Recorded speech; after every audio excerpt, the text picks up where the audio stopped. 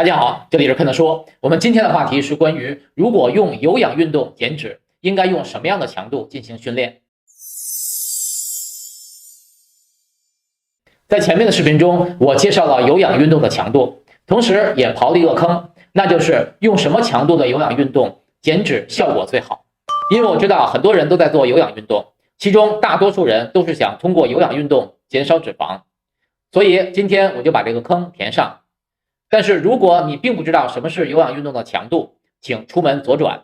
首先我来表达一下我的观点，那就是用中高强度的有氧运动减脂的效果更好。这个观点又将引出把一块砖头扔进粪坑里的场面。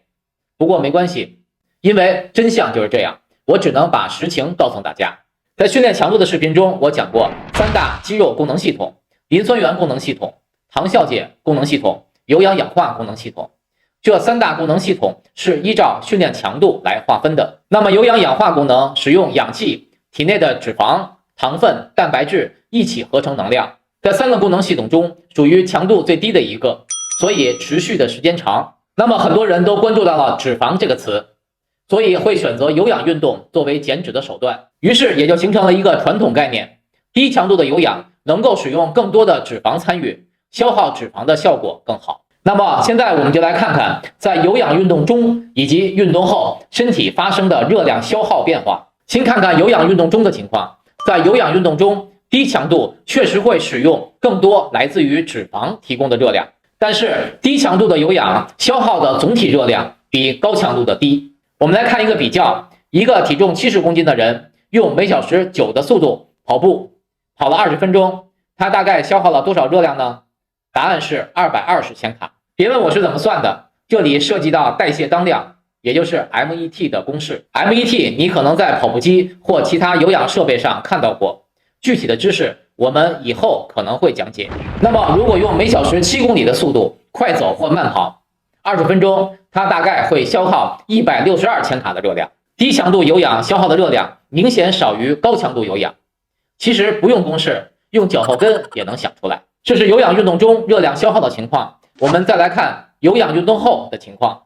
这里我要先介绍一个重要的概念，就是过氧消耗，英文简写是 EPOC。 过氧消耗指的是运动后体内氧消耗量超过静息代谢水平的现象，也被称为运动后氧债。当人体进入高强度运动时，身体需要更多的能量来满足运动需求，这时肌肉细胞内的 ATP 被分解，产生能量和代谢废物，例如乳酸、丙酮酸等等。此时身体需要更多的氧气来代谢这些废物，以恢复身体内部的平衡。因此在运动结束后，身体会继续消耗氧气，以清除代谢产物和恢复身体正常的代谢状态。这种额外的氧气消耗就是过氧消耗 EPOC， 通常持续的时间为运动结束后数分钟到数小时，具体时间取决于运动的强度和时间的长度等因素。较高的运动强度和较长的运动时间可导致更大的过氧消耗 EPOC。EPOC 的产生会增加人体能量的消耗，有助于减少体内脂肪的储存。也就是说，在训练后人体偿还氧债的过程中，热量的消耗量仍然是高的，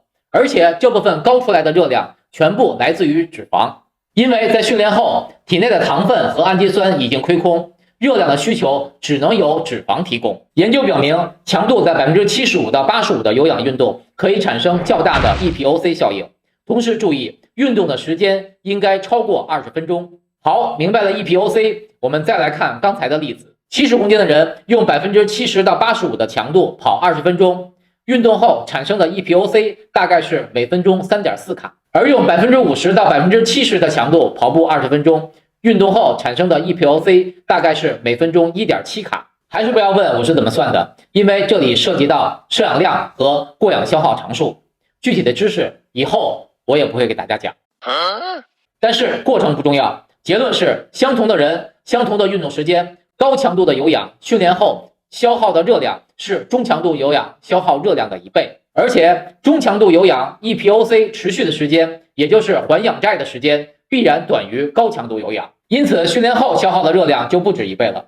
而且一定要注意，强度高制造出来的 EPOC 就多。通过上面的讲解，你应该明白了无论在有氧运动中还是在有氧运动后，热量的消耗都是高强度更多。不要在意有氧运动中用到脂肪功能的比例，因为此番脂肪功能的知识的话，只能说明考虑事情缺乏全面性。我们都知道，想要减脂就要创造脂肪收支的不平衡状态。如果你看重用运动的方式多付出热量，那就应该选择中高强度的有氧训练。虽然我一直在说减脂主要看饮食安排，但是很多人还是关注运动多于饮食，好吧？人民群众需要的就是我们乐意奉送的。好，我们来总结一下今天的话题。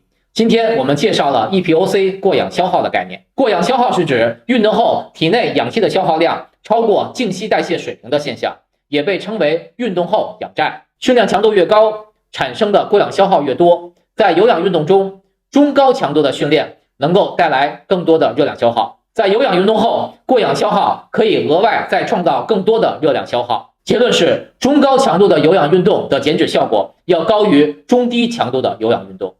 希望今天的话题可以帮到你，谢谢大家的观看，我们下次再见。